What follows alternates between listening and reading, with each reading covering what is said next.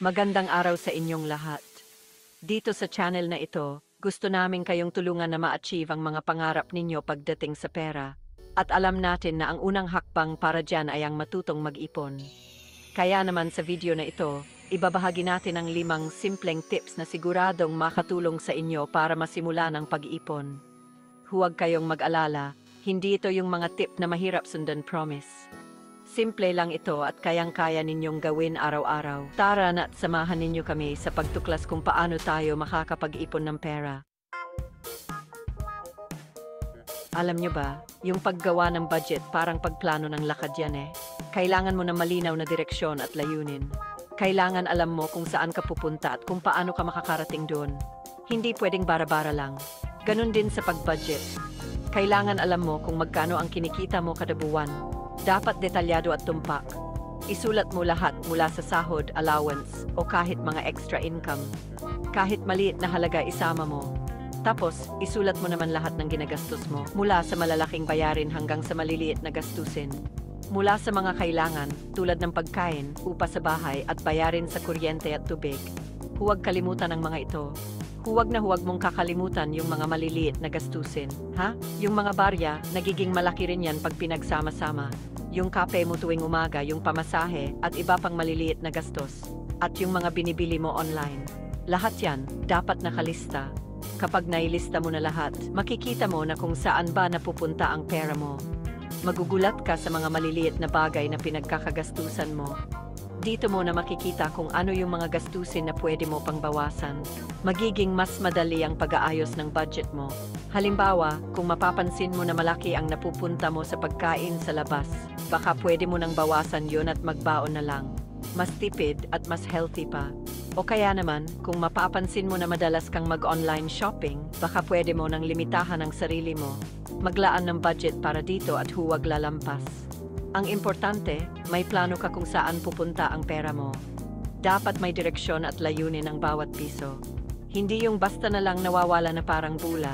Sa ganitong paraan, mas magkakaroon ka ng control sa iyong pera at mas maiwasan ang stress. Ngayon, alam ko na iniisip ninyo, nakakaboring maglista ng gastos. Sino ba naman ang gustong maglaan ng oras para lang isulat ang bawat sentimo na lumalabas sa bulsa? Pero maniwala kayo sa akin, hindi naman ito kasing hirap ng iniisip ninyo. Sa katunayan, pwede itong maging masaya at rewarding. Isipin ninyo na lang, parang kayo ay isang detective na nag-iimbestiga kung saan napupunta ang pera ninyo. Exciting, di ba? Parang may mystery na kailangan lutasin. Maraming paraan para magawa ito. Pwede kayong gumamit ng notebook at ballpen, na parang old school detective na nagtatala ng clues, o kaya naman ay mag-download ng budgeting apps. Ang mga apps na ito ay parang modern tools na makakatulong sa inyo. Marami namang libreng apps na pwede ninyong gamitin. Hindi nyo na kailangan gumastos para mag-track ng gastos. Ang importante, araw-arawin ninyo ang paglilista ng inyong gastusin. Consistency ang susi dito. Sa bawat araw, isulat ninyo lahat ng pinagkagastusan ninyo. Mula sa pinakamalaking bayarin hanggang sa pinakamaliit na kape. Kahit gaano pa kaliit yan, isulat ninyo. Lahat ng detalye ay mahalaga. Sa una, medyo mahirap at nakakatamad. Parang dagdag trabaho pa ito. Pero kapag nasanay na kayo, magiging parang kusa na lang ito sa inyo. Magiging bahagi ng inyong routine.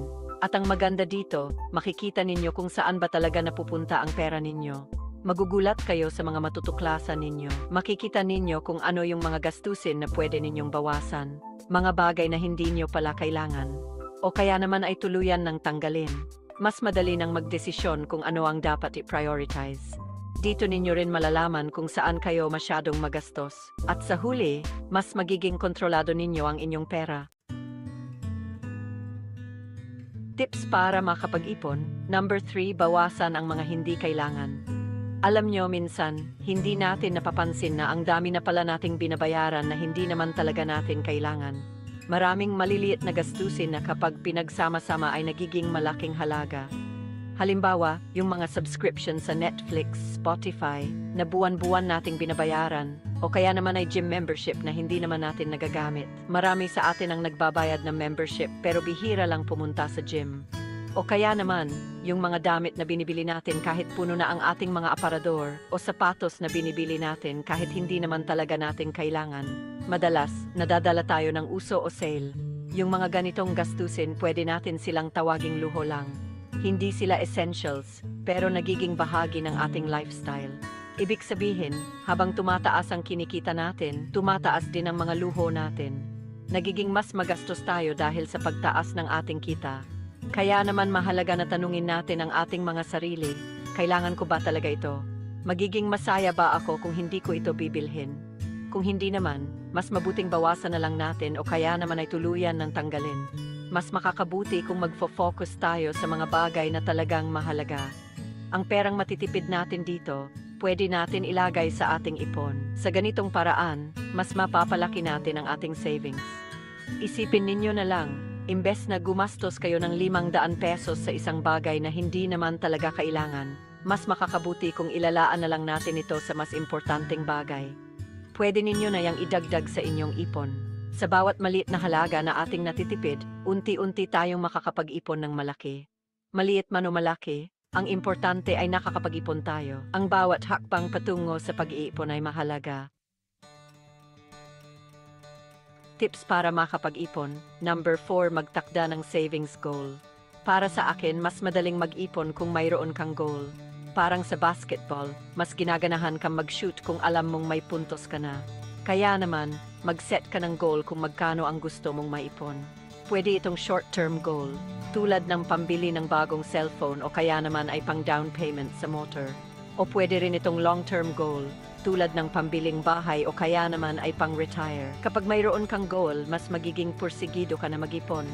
Kasi alam mo kung para saan ang pinaghihirapan mo. At mas maganda kung isusulat mo ang goal mo at ilalagay sa lugar na lagi mong nakikita. Pwede mo itong ilagay sa wallet mo, sa salamin, o kaya naman ay sa tabi ng kama mo, para lagi mong naalala kung bakit ka nag-iipon. Tips para makapag-ipon. Number 5, gawing automatic ang pag-ipon. Alam ko minsan nakakalimutan din nating mag-ipon. Lalo na kung busy tayo sa trabaho kaya naman ay sa pag-aaral. Kaya naman ang pinakamagandang paraan para hindi tayo makalimot ay gawin nating automatic ang pag-iipon. Karamihan ng bangko ngayon ay mayroon ng feature na automatic transfer. Ibig sabihin, pwede mong i-set up na automatic na mag-transfer ng pera mula sa iyong checking account papunta sa iyong savings account. Halimbawa, pwede mong i-set up na tuwing payday, automatic na mag-transfer ng 1,000 piso sa iyong savings account. Sa ganitong paraan, hindi mo na kailangang mag-alala pa kung nakaipon ka ba o hindi, kasi automatic na itong nangyayari. Para kang nagbayad lang ng bill, pero ang totoo, nag-ipon ka na pala. At dyan nagtatapos ang ating 5 simpleng tips para makapag-ipon ng pera. Sana ay may napulot kayong tips na pwede ninyong gamitin. Tandaan, hindi kailangang maging mahirap ang pag-iipon. Ang importante ay magsimula tayo. Kahit magkano pa yan, ang mahalaga ay may naipon tayo. Huwag kalimutang mag-like, share at subscribe sa aming channel para sa iba pang tips tungkol sa pag-manage ng inyong finances. Hanggang sa muli.